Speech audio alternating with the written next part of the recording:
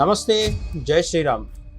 భారతీయ వైభవాన్ని, సంస్కృతిని ప్రపంచం ముందు తలదించుకునేలా చేసిన కోహినూర్ వజ్రానికి సంబంధించిన ఒకానొక చారిత్రక సత్యం గురించి ఈరోజు మనం మాట్లాడుకుందాం.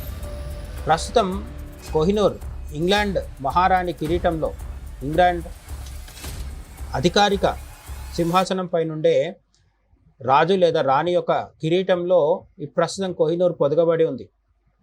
అంటే బ్రిటన్ దేశం యొక్క అధికారానికి అత్యున్నత స్థాయి సంకేతమైన మకుటంలో మన దేశ కోహినూర్ వజ్రం పొదగబడి దగదగ మెరుస్తూ మనకు ఇప్పుడు దర్శనమిస్తోంది.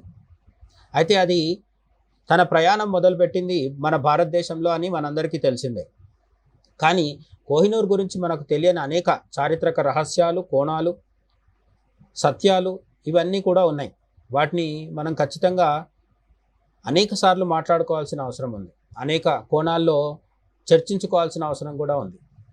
అయితే ఆ కోహినూర్ వజ్రం అసలైన యజమాని చివరి కోరిక ఏమిటనేది కూడా ఒక గొప్ప చారిత్రక కోణాన్ని ఆవిష్కరించే విషయం. ఇప్పుడు అదేంటో తెలుసుకునే ప్రయత్నం చేద్దాం.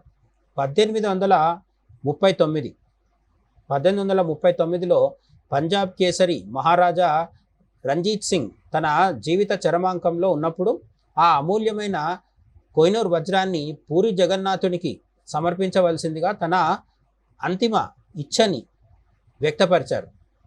ఆయన అనారోగ్యంతో మంచం పట్టినప్పుడు కోహినూర్ వజ్రాన్ని తదనంతరం పూరి జగన్నాథుడికి సమర్పించాలని, పూరి జగన్నాథుడి యొక్క కిరీటంలో ఆ కోహినూర్ వజ్రాన్ని పొదిగి స్వామివారికి అలంకరించాలని చెప్పి మహారాజా రంజీత్ సింగ్ 1839లో కోరుకున్నారు.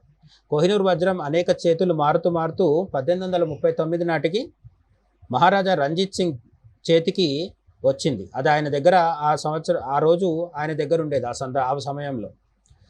ఆ తర్వాత పూరి జగన్నాథుడికి చేరాల్సిన కోహినూర్ వజ్రం బ్రిటన్ దేశానికి ఎలా తరలిపోయింది?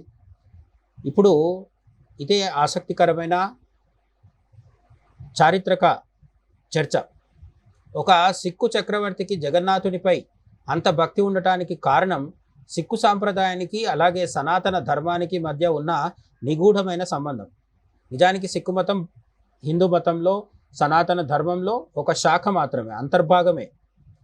పూర్తిగా అది ప్రత్యేకమైన మతం కానే కాదు. సిక్కు మతం సనాతన ధర్మం నుంచి ఉద్భవించిన ఒక కొమ్మ లాంటిది.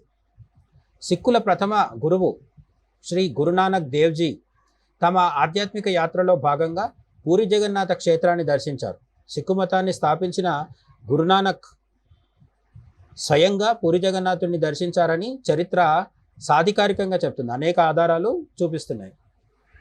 అక్కడ ఆయన గగన్ మే థాల్ అనే అత్యంత ప్రసిద్ధ భజనను జగన్నాథునికి అంకితం చేశారు. గురునానక్ పూరి జగన్నాథుడి సమక్షంలో ఆయన ఆలయంలో, ఆ క్షేత్రంలో గగన్ మే థాల్ అనే భజనని మొదటిసారి ఆలపించడం జరిగింది.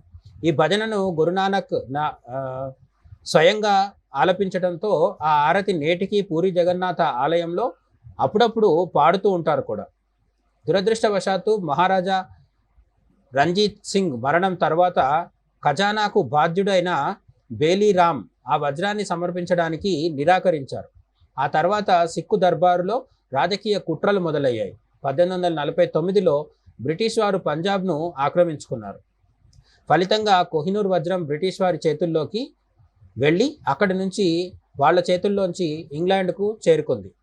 మహారాజా రంజీత్ సింగ్ కోరుకున్నది జరిగి ఉంటే, మహారాజా రంజీత్ సింగ్ తన చివరి కోరికగా చెప్పినట్లుగా పూరి జగన్నాథుడికి కోహినూర్ వజ్రం సమర్పింపబడి ఉంటే, నేడు కోహినూర్ వజ్రం భగవాన్ జగన్నాథుడి కిరీటంలో సార్థకంగా మెరిసిపోతూ ఉండేది. చరిత్రను విస్మరించడం అంటే మన మూలాలను మనం మర్చిపోవడమే. మన సంస్కృతిని, వైభవాన్ని కాపాడుకోవాల్సిన బాధ్యత మనపై ఉంది. ఈ చారిత్రక సత్యంపై మీ అభిప్రాయం ఏంటి? కామెంట్ చేయండి. మన ఛానల్ని సబ్స్క్రైబ్ చేయండి. మరిన్ని ఇలాంటి వీడియోస్తో చరిత్రని తెలుసుకునే ప్రయత్నం చేద్దాం. జాతీయవాదాన్ని పెంచుకుందాం. దేశాన్ని ప్రేమిద్దాం, ధర్మాన్ని కాపాడుకుందాం. జై హింద్.